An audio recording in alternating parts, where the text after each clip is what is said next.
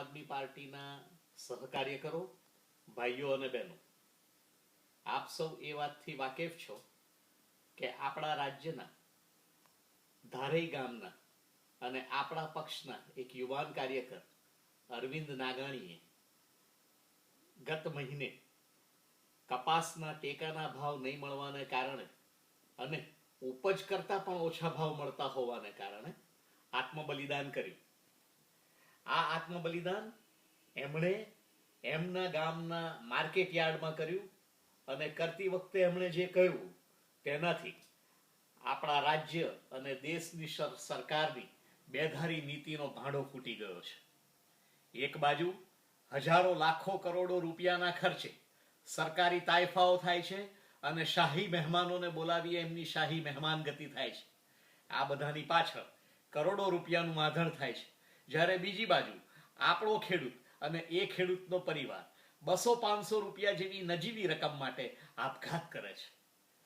આવી વિષમ પરિસ્થિતિ અને આવી ક્રૂર વિસંગતતાનો ભાંડો હવે ફૂટી ગયો છે અને લાંબા મનોમંથન બાદ આપણા પક્ષના આગેવાનોએ એવો નિર્ણય કર્યો છે કે આની સામે જેહાદ જગાવી.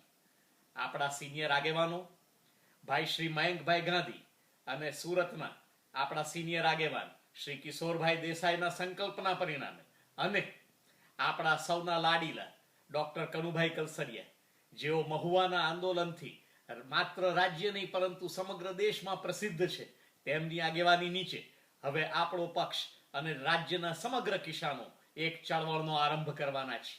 આ ચળવળ આવતા રવિવારે 11મી જાન્યુઆરીએ ધારઈ ગામ, જ્યાં આપણા યુવાન મિત્ર અરવિંદ નાગાણીએ પોતાનું બલિદાન આપ્યું, તે ગામથી આપણી આ ચળવળ શરૂ થશે.